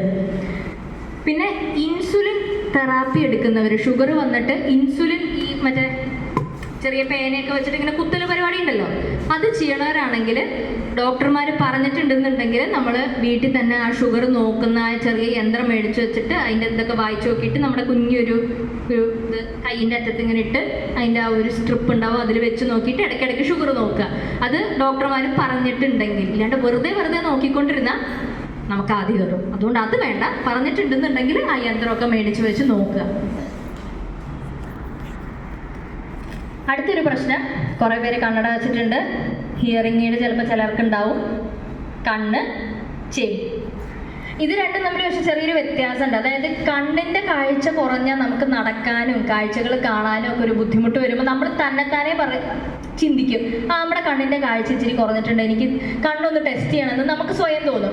പക്ഷെ ചെവി കുറഞ്ഞു കഴിഞ്ഞാൽ നമുക്ക് സ്വയം തോന്നുന്നുണ്ടാവില്ല. ചിലപ്പോൾ കൂടെ ഉള്ളവരായിരിക്കും പറയണം, എന്താ ഈ പറയണതൊന്നും കേൾക്കാത്ത, എത്ര ഒച്ചത്തിൽ പറഞ്ഞിട്ട് കേൾക്കണില്ലേ എന്ന് കൂടെയുള്ളവർ ചോദിക്കുമ്പോഴായിരിക്കും നമ്മൾ തന്നെ തിരിച്ചറിയാം എൻ്റെ ചെവിക്ക് ചെറിയൊരു പ്രശ്നം ഉണ്ടോ എന്നൊക്കെ തിരിച്ചറിയാം. അപ്പോൾ എൻ്റെ അമ്മൂമ്മയുണ്ട്, പുള്ളിക്കാരിക്ക് ഈ ചെവി ഹിയറിംഗ് എയ്ഡ് വെച്ചിട്ട് അമ്മൂമ്മോട് സംസാരിച്ച് എൻ്റെ തൊണ്ടയൊക്കെ വല്ലാണ്ടേ, എന്നാലും ആൾ ഹിയറിംഗ് എയ്ഡ് വെക്കില്ല. നമ്മൾ പറഞ്ഞാലും ആൾ കേൾക്കില്ല. ഹിയറിംഗ് എയ്ഡ് വെക്കാൻ പറഞ്ഞാൽ കേൾക്കില്ല. അപ്പോൾ ആളുടെ അടുത്ത് അവസാനം ഞാൻ പറയണത് എനിക്ക് എൻ്റെ ശബ്ദം നന്നാവണ്ടേ, അതിന് വേണ്ടിയെങ്കിലും അമ്മൂമ്മ ഹിയറിംഗ് എയ്ഡ് വെക്കൂ എന്നാണ് ഞാൻ പറയാറുള്ളത്. അപ്പോൾ ഈ ഹിയറിംഗ് എയ്ഡ് വെച്ചില്ലെങ്കിലുള്ള പ്രശ്നം എന്താ വെച്ചാൽ നമുക്ക് സ്വയം അറിയില്ല, പക്ഷെ അപ്പുറത്ത് നിൽക്കുന്ന ആൾക്കാരായിരിക്കും നമുക്ക് ചെവി കേൾക്കണില്ല എന്നുള്ളത് മനസ്സിലാവണേ. ഇത് വേറൊരു പ്രശ്നം അമ്മൂമ്മയ്ക്ക് പറ്റി. എൻ്റെ അപ്പുറത്തെ വീട്ടിൽ ആൻറ്റി വന്നിട്ട് അമ്മൂമ്മോട് പറഞ്ഞു എൻ്റെ വല്യച്ഛൻ മരിച്ചു കിട്ടോ എന്ന് പറഞ്ഞു. ഉടനെ അമ്മൂമ്മ അയ്യോ ആണോ ശരിക്കും അങ്ങനെ ഉണ്ടായോ എന്നാണ് ചോദിച്ചത്, ചിരിച്ചോണ്ടാണ് ചോദിച്ചത്. അപ്പോൾ ഉടനെ ആൻറ്റി വന്ന് പതുക്കെ അച്ഛൻ്റെ അടുത്ത് ചോദിച്ചു, അല്ല അമ്മയ്ക്ക് ഓർമ്മപ്പശകോ അങ്ങനത്തെ എന്തെങ്കിലും പ്രശ്നമുണ്ടോ? ഓർമ്മപ്പശകൊന്നും അല്ല, ചെവി കേൾക്കാഞ്ഞിട്ടാണ്, മരിച്ചു എന്നുള്ളത് ആൾ അറിഞ്ഞിട്ടില്ല, അതാണ് പ്രശ്നം. അപ്പം നമ്മുടെ ഒരു എന്താ പറയുക, നല്ല പ്രായത്തിൽ നല്ല ഡിഗ്നിഫൈഡ് ആയിട്ട് ജീവിച്ചിട്ടുള്ള ആൾക്കാരാവുമ്പോൾ അതേ ഡിഗ്നിറ്റിയോട് കൂടി തന്നെ നമ്മൾ പ്രായമായി കഴിയുമ്പോഴും ജീവിക്കണം എന്നുണ്ടെങ്കിൽ നമ്മുടെ ജീവിത ശൈലികൾ നന്നായിട്ട് നിലനിർത്താൻ പറ്റുന്ന കണ്ണട, ചെവിയിൽ വെക്കുന്ന സാധനങ്ങൾ, ഇങ്ങനത്തെ ചില സഹായങ്ങൾ നമ്മൾ എടുക്കേണ്ടി വരും. അതെടുക്കാൻ മടിക്കാതിരിക്കുക, അത് ഉപയോഗിക്കാനുള്ള റെഡിനെസ് ഉണ്ടാവുക. അടുത്ത വലിയൊരു പ്രശ്നമാണ് വീഴ്ച. വീഴ്ച ഉണ്ടായിക്കഴിഞ്ഞാൽ എന്താ ഉണ്ടാവുക? ഒടിവ് ചിലപ്പോൾ ഉണ്ടാവും. ഒടിവ് ഉണ്ടായിക്കഴിഞ്ഞാൽ പിന്നെ ഈ പ്രായമായതിനു ശേഷം ഒടിവുകൾ കൂടാനൊക്കെ വലിയ പാടാണ്. ഇപ്പോൾ ഡിസബിലിറ്റിയിലേക്ക് പോയിട്ട് നമ്മൾ ചിലപ്പോൾ നമ്മുടെ അനക്കങ്ങളൊക്കെ കുറച്ച് ബുദ്ധിമുട്ടായിട്ട് ആകെ പരവശത്തിലാവേണ്ടി വരും. അപ്പോൾ അത് ഉണ്ടാക്കാതിരിക്കണമെങ്കിൽ എന്തുകൊണ്ടായിരിക്കാം ഈ വീഴ്ച വരുന്ന പ്രായമാകുമ്പോൾ? നമുക്ക് ബാലൻസ് പോവാം, കണ്ണിൻ്റെ കാഴ്ചക്കുറവ് കൊണ്ടാകാം, അല്ലെങ്കിൽ നമ്മൾ കഴിക്കുന്ന സ്ഥിരമായിട്ട് കഴിക്കുന്ന ചില മരുന്നുകൾ കൊണ്ടാകാം, അതേപോലെ നമുക്ക് ഫിസിക്കൽ എക്സർസൈസ് കുറവുള്ളത് കൊണ്ടാകാം, അങ്ങനത്തെ പല കാരണങ്ങളുണ്ട് വേണം. അപ്പം നമ്മൾ തന്നെ ചെയ്യേണ്ടത് എന്താ വെച്ചാൽ എക്സസൈസ് ചെയ്യുക, നമ്മുടെ ബാലൻസും കാര്യങ്ങളൊക്കെ റെഡിയാക്കുക, കാലിനൊക്കെ നല്ല ഉറപ്പ് വരുത്തുക. പിന്നെ ചെയ്യേണ്ടത് കണ്ണൊന്ന് ടെസ്റ്റ് ചെയ്ത് നോക്കുക, അങ്ങനത്തെ കാര്യങ്ങൾ ചെയ്യുക. പിന്നെ ഒറ്റയ്ക്ക് ഇരിക്കാതിരിക്കുക പരമാവധി. ഒറ്റയ്ക്കാണെന്നുണ്ടെങ്കിലും എന്തെങ്കിലും ചെറിയ ബുദ്ധിമുട്ട് വന്നാൽ അപ്പം തന്നെ ആരെങ്കിലും വിളിച്ച് പറയുക. അതേപോലെ തന്നെ ഇപ്പോൾ രാത്രിയിലൊക്കെ ബാത്റൂമിലേക്ക് പോകുമ്പോൾ ഒരു നൈറ്റ് ലാമ്പ് എപ്പോഴും ഇട്ട് വെക്കുക. ഈ ബാത്റൂമാണ് വീഴ്ചയിലെ വലിയൊരു കൾപ്രിറ്റ്. അപ്പോൾ അതിന് നമ്മൾ സാഹചര്യം ഉണ്ടാക്കി കൊടുക്കരുത്. ചെറിയൊരു നൈറ്റ് ലാമ്പ് ഇട്ട് വെച്ചിട്ട് അതിൻ്റെ വെളിച്ചത്തിൽ പോവുക, പിന്നെ പിടിച്ച് പോവുക. നടക്കുമ്പോൾ ബാലൻസ് കുറയണ പ്രശ്നം ഉണ്ട് എന്ന് സ്വയം അറിയുന്നുണ്ടെങ്കിൽ ആരെങ്കിലുമൊക്കെ വിളിക്കുക. എൻ്റെ അപ്പൂപ്പൻ രാത്രിയിൽ അമ്മൂമ്മയെ വിളിക്കണ്ട, ബുദ്ധിമുട്ടാവില്ലെന്ന് വിചാരിച്ചിട്ട് നടന്നുപോയി. ബുദ്ധിമുട്ടിക്കണ്ടെന്ന് വിചാരിച്ചിട്ടാണ് തന്നെ നടന്നു പോയത്. പക്ഷെ കുറച്ച് കഴിഞ്ഞപ്പോൾ അവിടെ വീണ് നട്ടലിനൊടിഞ്ഞ് ആർക്കും ബുദ്ധിമുട്ടായില്ലല്ലോ, എല്ലാവർക്കും നല്ല ബുദ്ധിമുട്ടായി, അപ്പൂപ്പനും ബുദ്ധിമുട്ടായി, എല്ലാവർക്കും നല്ല വിഷമാവുകയും ചെയ്തു. അപ്പം അത്തരത്തിലുള്ള അവസ്ഥകൾ നമ്മൾ ഉണ്ടാക്കണ്ട. പിന്നെ ഒരാൾ വടി, നമുക്ക് ബുദ്ധിമുട്ടുണ്ടെന്നുണ്ടെങ്കിൽ അസിസ്റ്റൻസ് എടുക്കാൻ കുഴപ്പമില്ല. വടിയോ അല്ലെങ്കിൽ ഇപ്പോൾ റോഡ് ക്രോസ് ചെയ്യുമ്പോൾ നമ്മുടെ കൈയൊന്ന് പിടിച്ചായിരുന്നെങ്കിൽ സൈഡിലുള്ളവരുടെ കൈയൊന്ന് പിടിച്ച് ക്രോസ് ചെയ്താലോ ഒന്നും നമുക്ക് പ്രത്യേകിച്ച് നാണക്കേടൊന്നുമില്ല. അത് വീണിട്ടുണ്ടാവുന്നൊരു കുഴപ്പത്തിനേക്കാളും ഭേദമാണല്ലോ ആരെങ്കിലും ഒന്ന് വിളിച്ച് നമ്മളൊരു സഹായം ചോദിക്കണത്. അപ്പോൾ അതിന് തയ്യാറാവുക. പിന്നെ to be done by family എന്നാണ് ഞാൻ എഴുതിയിരിക്കുന്നത്. ഇപ്പം ഇവിടെ ആരും ഇല്ല, എന്നാലും ഞാൻ പറയാണ്, വീട്ടിൽ നല്ലോണം വെളിച്ചം നല്ലോണം ഉണ്ടാക്കി വയ്ക്കുക. അതായത് ഇരുട്ടത്ത് നടക്കേണ്ട ഒരു അവസ്ഥ ഉണ്ടാവാതിരിക്കുക. പിന്നെ എനിക്ക് ഭയങ്കര ഉപകാരമായിട്ട് തോന്നിയിട്ടുള്ളൊരു കാര്യമാണ് ഒരു ബെല്ല്. നമുക്ക് ആമസോണിലൊക്കെ വാങ്ങിക്കാൻ കിട്ടും. ചെറിയൊരു സ്വിച്ചും ഉണ്ടാവും, ഒരു ബെല്ലും ഉണ്ടാവും.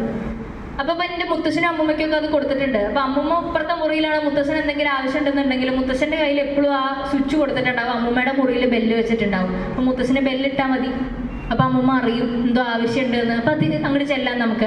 അപ്പോൾ അങ്ങനെ ഒരു സാധനം നമുക്ക് ആമസോണിലൊക്കെ മേടിക്കാൻ കിട്ടും. അത് നമ്മൾ ഇങ്ങനെ ഒറ്റയ്ക്കൊക്കെ ഇരിക്കുന്ന മുറികളുണ്ടെങ്കിൽ അവിടെ അങ്ങനെ ഒരു സ്വിച്ച് വെക്കണത് നല്ലതായിരിക്കും. അപ്പോൾ മക്കളുടെ മുറിയിൽ ഒരു ബെല്ല് വെക്കുക, സ്വിച്ച് നമ്മുടെ കയ്യിൽ വെക്കുക, സ്വിച്ച് അമർത്ത് എന്തെങ്കിലും ആവശ്യമുണ്ടെങ്കിൽ. അങ്ങോട്ട് എഴുന്നേറ്റ് പോയി വിളിക്കാനുള്ളൊരു ബുദ്ധിമുട്ട് വന്ന എന്തെങ്കിലും സാഹചര്യമാണെന്നുണ്ടെങ്കിൽ നമുക്കത് ഒഴിവാക്കാം. അതേപോലെ നടക്കണ വഴിക്കൊക്കെ നമുക്ക് നടക്കാൻ ബുദ്ധിമുട്ടുള്ളവരുണ്ടെന്നുണ്ടെങ്കിൽ റെയിലിങ് വെക്കാൻ പറയാം. അപ്പം അതിന് പിടിച്ച് നടക്കാം. ഇപ്പം എൻ്റെ വീട്ടിൽ കുറച്ച് അമ്മമാരൊക്കെ അങ്ങനെ നടക്കണവരുണ്ട്. എന്തുണ്ടെങ്കിലും അവർ റെയിലിങ്ങിൽ പിടിച്ചിട്ടേ നടക്കുള്ളൂ എന്ന് വാശിയുള്ളവരുണ്ട്.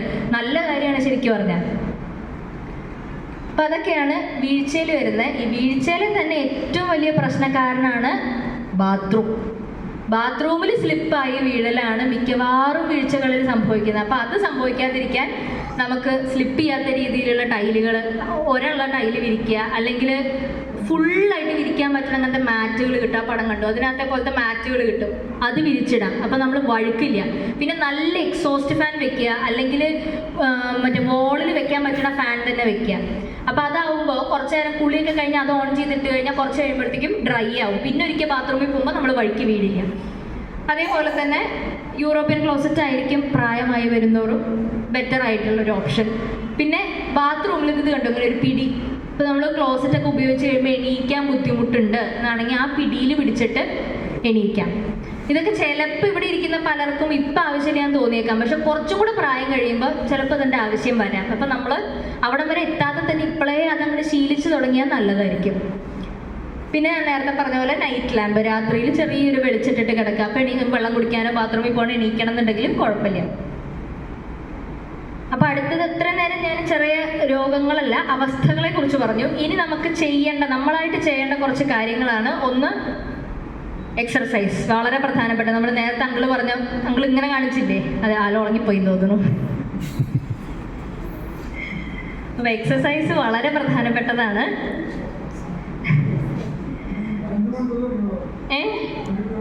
അയ്യോ, ഞാനും അത് ഇതുണ്ടാക്കാൻ വേണ്ടിയിട്ട് എൻ്റെ ഇന്നലെ ഉറക്കം പോയി. ഡെയിലി മൈൽഡ് ആയിട്ടുള്ള എക്സസൈസ്, ഭയങ്കരമായിട്ടൊന്നും ചെയ്യണ്ട. നമുക്ക് ചെയ്യാവുന്ന കാര്യങ്ങൾ ചെറിയ നടത്തം ചെയ്യാം, പിന്നെ കുറച്ച് സ്ട്രെച്ചിങ്, കയ്യും കാലും ഒക്കെ ഇങ്ങനെ സ്ട്രെച്ച് ചെയ്യുക, അങ്ങനത്തെ കാര്യങ്ങളൊക്കെ.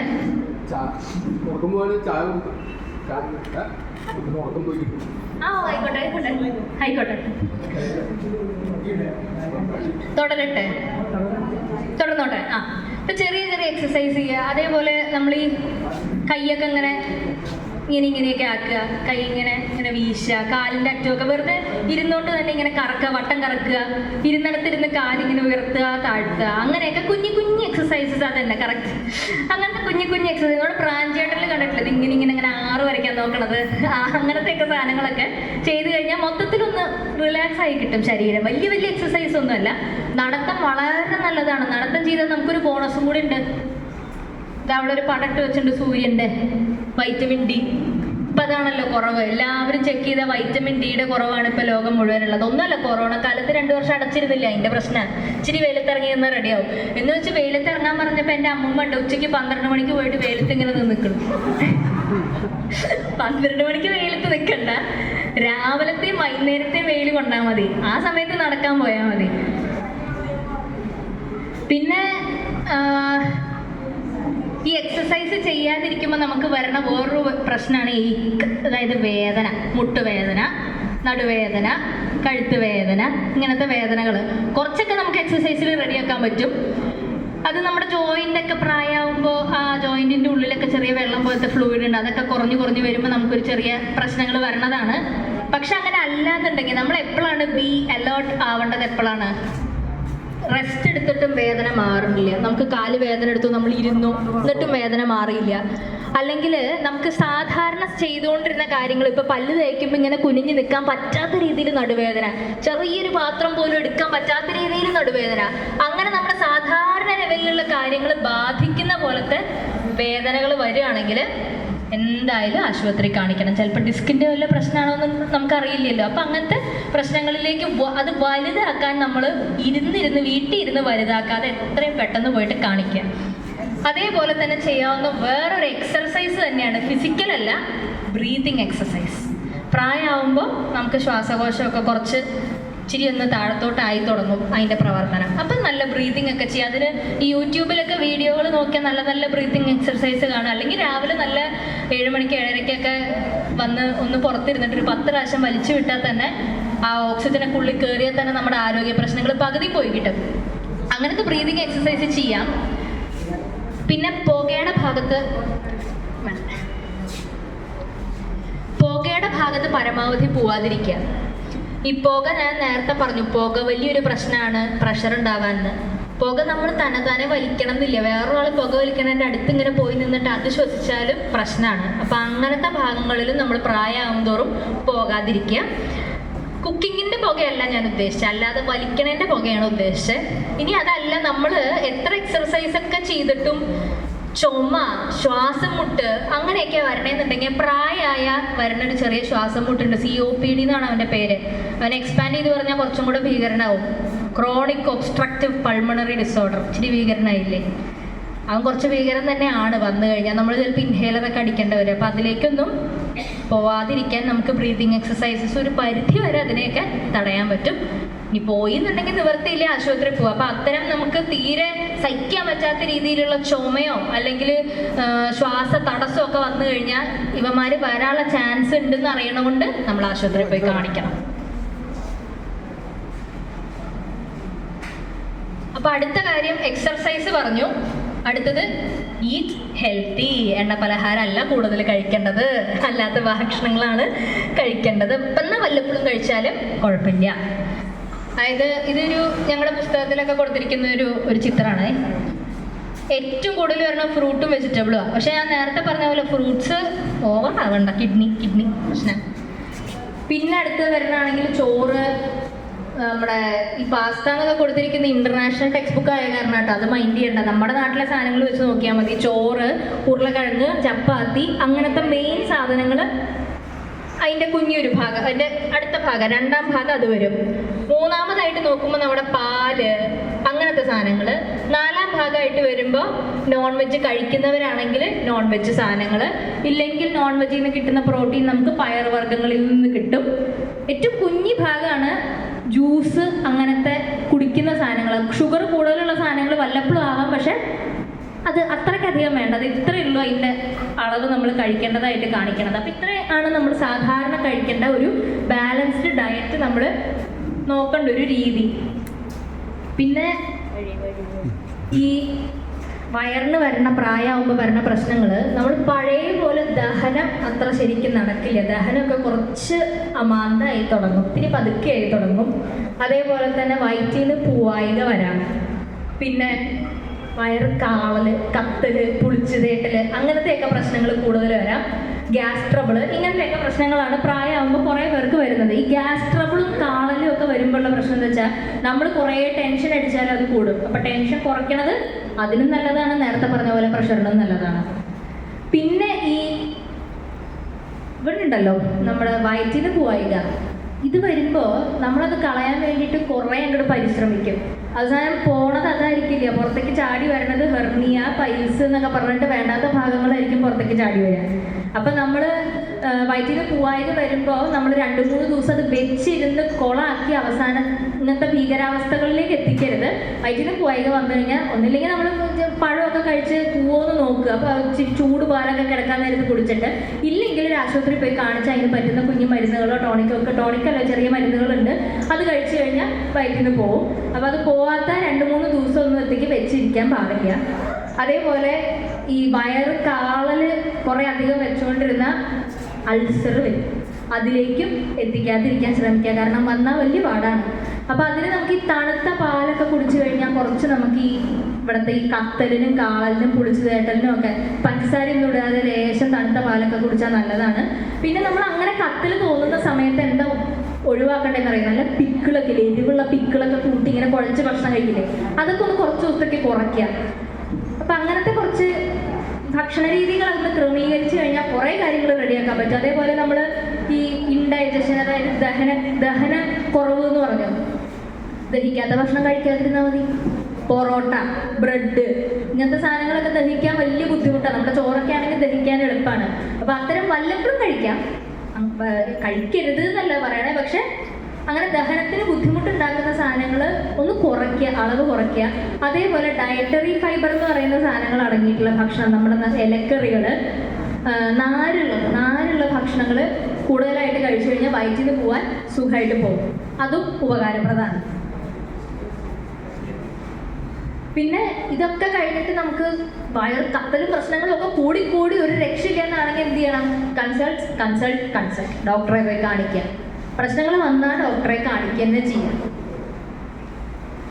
പിന്നെ താഴെ ഞാൻ ഒരു കാര്യം എഴുതി വെച്ചിട്ടുണ്ട്, അതാണ് ഇപ്പോൾ നിങ്ങളെല്ലാവരും ചെയ്തുകൊണ്ടിരിക്കണത്. Once in a while break the rule to eat tasty. എണ്ണ പലഹാരമൊക്കെ വല്ലപ്പോഴും കഴിക്കുക, രുചിക്ക് കഴിക്കാൻ വേണ്ടിയിട്ട്. ഈ പറയണതെല്ലാം എപ്പോഴും പാലിച്ചുകൊണ്ടിരുന്നാൽ നമുക്ക് തന്നെ മടുക്കില്ല ജീവിതം. അടുത്തത് വെള്ളം, വളരെ പ്രധാനപ്പെട്ടതാണ്. പ്രായമാകുമ്പോൾ നമുക്ക് ശരീരത്തിൻ്റെ പല പ്രവർത്തനങ്ങളും കുറഞ്ഞു വരുന്നതിൻ്റെ ഭാഗമായിട്ട് ശരീരത്തിലെ വെള്ളത്തിൻ്റെ അംശം കുറയാം. അതേപോലെ കഴിക്കുന്ന ചില മരുന്നുകളുടെ ഭാഗമായിട്ടും ശരീരത്തിലെ ജലാംശം കുറയാം. ഈ ജലാംശം കുറയുമ്പോൾ ഉണ്ടാവുന്ന വേറൊരു പ്രശ്നമാണ് ക്രാംസ്. അയ്യോ അത് കാല് പിടിച്ചു എന്ന് പറഞ്ഞിട്ടുള്ള പരിപാടി ഉണ്ടാവില്ലേ രാത്രിയിൽ, അതാണ് ഒരു പ്രശ്നം. അപ്പം നമ്മൾ എവിടെയാണോ പിടിച്ച് ആ ഭാഗത്തിനെ നല്ലോണം നിവർത്തി വയ്ക്കും. ഇപ്പം കാലൊക്കെ പിടിച്ചു വെച്ചിട്ടുണ്ടെങ്കിൽ കാലിങ്ങനെ നിവർത്തി ഇതൊക്കെ ഇങ്ങനെ സ്ട്രെച്ച് ഇതൊക്കെ ചെയ്യുമ്പോൾ കുറേയൊക്കെ നമുക്ക് ക്രാംസ് മസിൽ പിടുത്തമൊക്കെ കുറച്ച് ഒഴിവാക്കാൻ പറ്റും. പിന്നെ രാത്രി കിടക്കുമ്പോൾ ഒരു കാര്യം ശ്രദ്ധിക്കുക, കാലിൻ്റെ ഭാഗം എപ്പോഴും പുതച്ച് വയ്ക്കുക. കാലെപ്പോഴും കുറച്ച് ഇച്ചിരി ചൂടായിട്ടുള്ളൊരു അറ്റ്മോസ്ഫിയർ വയ്ക്കുക. എന്ന് വെച്ചിട്ട് കാല് മസിൽ പിടിച്ചു വെച്ചിട്ട് അതിൻ്റെ മുകളിൽ കയറിയിട്ട് ചൂട് വെക്കരുത്. ഞാൻ മുമ്പ് ഒരു വീട്ടിൽ പോയി നോക്കുമ്പോൾ എൻ്റെ ഒരു കുഞ്ഞുമ്മ മസിൽ പിടിച്ചു എന്ന് പറഞ്ഞിട്ട് ചൂട് വെച്ചിട്ട് കാല് പൊള്ളി അവസാനം, പിന്നെ നടക്കാൻ പറ്റാതെയായി. അപ്പം അങ്ങനെ കൂടി പോകണ്ട, ചെറുതായിട്ടുള്ള ചൂടാക്കലും പരിപാടികളൊക്കെ ചെയ്ത് കഴിഞ്ഞാൽ മസിൽ പിടിക്കുന്ന ഒഴിവാക്കാം. നല്ലോണം വെള്ളം കുടിക്കാം, നന്നായിട്ട് വെള്ളം കുടിക്കാം. പക്ഷെ വെള്ളം കുടിക്കുമ്പോൾ ഒരു പ്രശ്നമുണ്ട്, നമ്മുടെ കിഡ്നിക്കോ ഹാർട്ടിനൊക്കെ ചെറിയ പ്രശ്നങ്ങളുണ്ടെങ്കിൽ ഡോക്ടർമാർ നമുക്ക് വെള്ളം കുടിക്കുന്നതിന് ചില റെസ്ട്രിക്ഷൻ പറഞ്ഞിട്ടുണ്ടാവും. അങ്ങനെ പറഞ്ഞിട്ടുണ്ടെങ്കിൽ മാത്രം അത് പാലിക്കുക, അത് പാലിക്കാതിരിക്കരുത്. അങ്ങനെ പറഞ്ഞിട്ടുണ്ട് എന്നാണെങ്കിൽ നമ്മൾ വെള്ളം കുടിക്കണത് അവർ പറയുന്ന അളവിൽ തന്നെ കുടിക്കണം. അല്ലാന്നുണ്ടെങ്കിൽ നന്നായിട്ട് വെള്ളം കുടിക്കുക, നല്ല ചൂടാക്കിയ വെള്ളം കുടിക്കുക. പിന്നെ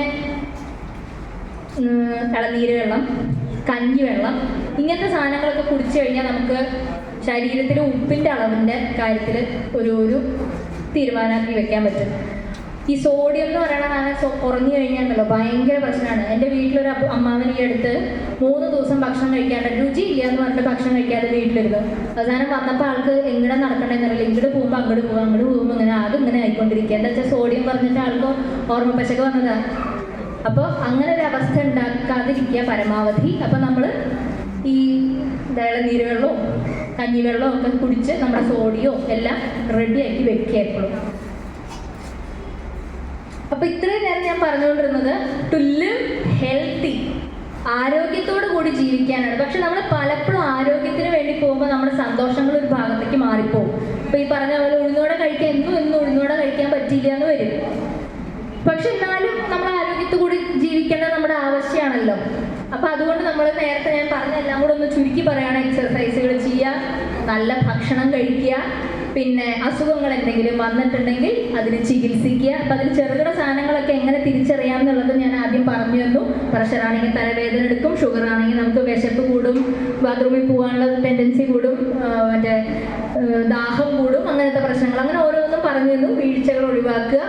പിന്നെ never hesitate use regular medications. ഡോക്ടർമാർ മരുന്ന് പറഞ്ഞിട്ടുണ്ടെങ്കിൽ അത് കൃത്യമായിട്ട് തന്നെ ഉപയോഗിക്കുക, അതിൽ വീഴ്ച വരാതിരിക്കാൻ ശ്രദ്ധിക്കുക.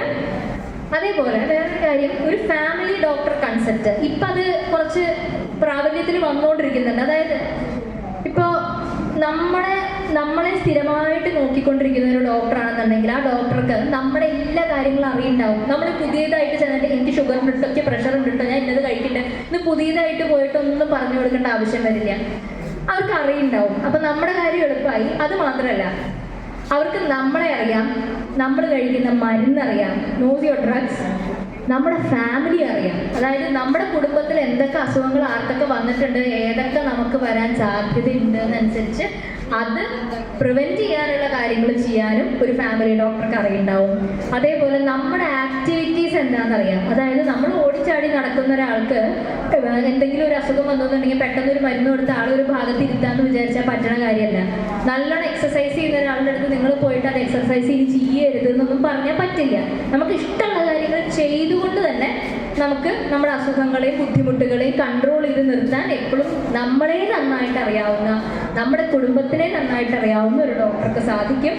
അതേപോലെ ആ ഡോക്ടർക്ക് നമ്മുടെ ഹാപ്പിനെസ് അറിയുന്നുണ്ടാവും. അപ്പോൾ അതനുസരിച്ച് നമ്മുടെ ജീവിതം നന്നായിട്ട് മുന്നോട്ട് കൊണ്ടുപോകാൻ ആ ഡോക്ടർക്ക് അറിയുന്നുണ്ടാവും. അപ്പോൾ നമ്മൾ സ്ഥിരമായിട്ട് കാണിക്കുന്ന ഒരു ഡോക്ടർ ഉണ്ടെങ്കിൽ ഈ മാറ്റി ഡോക്ടർമാരെ കാണിക്കേണ്ട, ആ ഡോക്ടറെ തന്നെ വിശ്വാസമുള്ള ഒരു ഡോക്ടർ ഉണ്ടെങ്കിൽ മിക്കവാറും കാര്യങ്ങൾക്ക് ആ ഡോക്ടറെ തന്നെ കാണിച്ചുകൊണ്ടിരിക്കുക. ഇനി ഒരു സ്പെഷ്യലിസ്റ്റിൻ്റെ അടുത്ത് പോകണമെന്നുണ്ടെങ്കിൽ ഈ ഡോക്ടറോടൊന്ന് പറഞ്ഞാൽ മതി, സൂചിപ്പിക്കുക, ഇന്നൊരു സ്പെഷ്യലിസ്റ്റിൻ്റെ അടുത്ത് പോകണുണ്ട് കേട്ടോ, ഞങ്ങൾ ഏതാളെ കാണാൻ ഇന്നൊരു ബുദ്ധിമുട്ട് കൂടുതലായിട്ട് തോന്നുന്നുണ്ട്, അപ്പോൾ ഇന്ന ആളെ കണ്ടാൽ മതിയോ, അങ്ങനത്തെ അഭിപ്രായമൊക്കെ നമ്മൾ സ്ഥിരം കാണിക്കുന്ന ഒരു ഡോക്ടർ ഉണ്ടെങ്കിൽ ആളായിട്ട് കണ്ടിന്യൂ ചെയ്ത ആളായിട്ടുള്ള ആ ഒരു റാപ്പ് എപ്പോഴും മെയിൻറ്റെയിൻ ചെയ്ത് പോകും. അപ്പം ഞാനിവിടെ ഹാപ്പിനെസ് എന്നുള്ളൊരു വാക്ക് പറഞ്ഞിട്ടുണ്ട്. അപ്പം ഇത്രയും നമ്മൾ പറഞ്ഞത് ടു ലിവ് ഹെൽത്തി ആണ്. അടുത്തത് നമ്മൾ പറയാനുള്ളത് എന്താണ്? To live happy. ഈ അടുത്തൊരു സിനിമയിൽ കണ്ടില്ലേ, ഇടയ്ക്കിടയ്ക്ക് ചോദിക്കുന്നത് ഹാപ്പി അല്ലേ, ഹാപ്പി അല്ലേ, ചായ ഒക്കെ കുടിച്ചപ്പോൾ. ഇത് എൻ്റെ അമ്മൂമ്മ തന്നെയാണ്. ആള് എനിക്ക് വയ്യ, ഞാൻ ഇനി ഇപ്പം എന്തിനാന്നും പറഞ്ഞുകൊണ്ട് ഇരുന്നിരുന്നിടത്തുനിന്ന് ഞങ്ങൾക്ക് വീട്ടിൽ കൊച്ചച്ഛനൊരു കൊച്ചു മോളുണ്ടായി. അവൾക്ക് ഇപ്പോൾ 6 വയസ്സേ ആയിട്ടുണ്ട്. അപ്പോൾ അതുണ്ടായി കഴിഞ്ഞപ്പോൾ അമ്മൂമ്മ ഈ അവസ്ഥയിലായി. അതാണ് ഈ കാണുന്നത്. പക്ഷെ ആള് ഹാപ്പിയായി, അതാണ് അതിന്റെ വ്യത്യാസം. അപ്പൊ നമ്മൾ അങ്ങനെ ഹാപ്പി ആയിട്ട് ഇരിക്കണമെന്നുണ്ടെങ്കിൽ നല്ല ഉറക്കം വേണം. ഉറക്കം വേണമെങ്കിൽ എന്ത് വേണം? നമുക്ക് നല്ല സമാധാനം വേണം മനസ്സിന്. അപ്പം അങ്ങനെ സമാധാനമായിട്ട് ഇരിക്കാൻ വേണ്ടിയിട്ട് രാത്രി നമ്മൾ ഈ കിടക്കാൻ നേരത്താണ് ഓരോ കാര്യങ്ങൾ ചിന്തിച്ച്, ആവശ്യമില്ലാത്ത കാര്യങ്ങൾ ചിന്തിച്ച് കൂട്ടി നമുക്ക് അസുഖം വരുമോ, നമ്മുടെ മക്കൾക്ക് അസുഖം വരുമോ, ഇതൊന്നും ചിന്തിക്കേണ്ട. രാത്രി കിടക്കുന്നതിന് മുമ്പ് ഒരു 10 മിനിറ്റ് വായിക്കുക.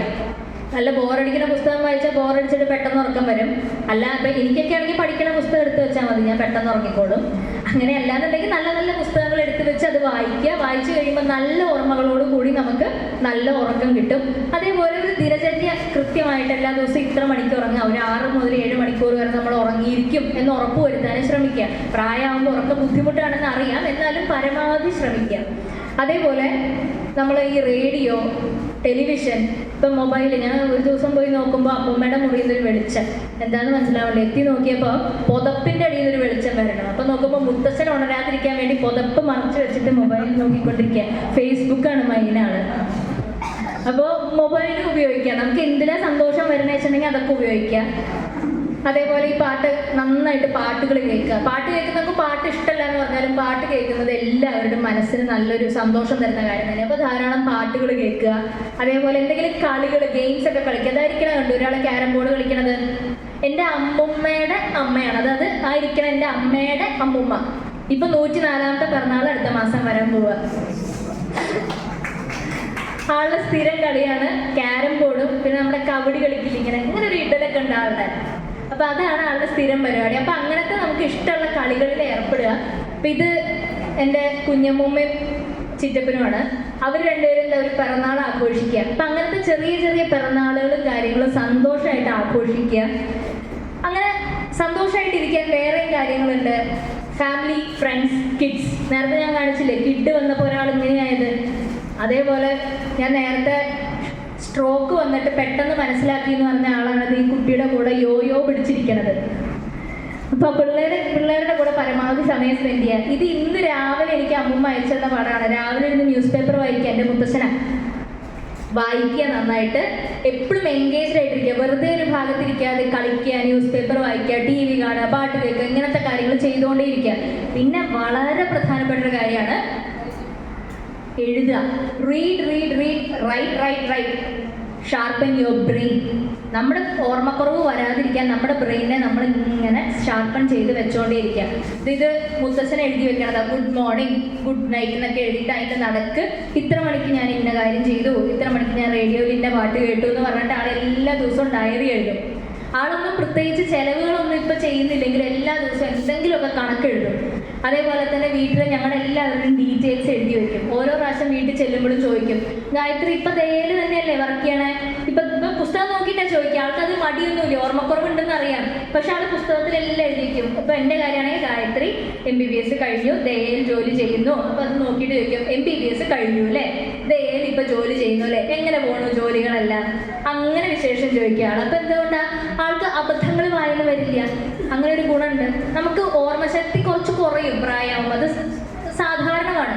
അപ്പം നമ്മൾ അതിനെ മറികടക്കാനുള്ള അങ്ങനത്തെ വിദ്യകളിലേക്ക് ഏർപ്പെടുക. അതായത് എഴുത്ത് അതിന് ഏറ്റവും ഉപകാരപ്രദമായ ഒരു കാര്യമാണ്. പിന്നെ എൻ്റെ അമ്മൂമ്മ ഇന്ന് രാവിലെ ചെയ്തൊരു പരിപാടിയാണിത്, സുഡോക്കു ഒക്കെ മാത്തമാറ്റിക്കൽ കാര്യങ്ങളാകുമ്പോൾ നമ്മുടെ ബ്രെയിൻ എപ്പോഴും നല്ല ഷാർപ്പായിട്ട് നിൽക്കും.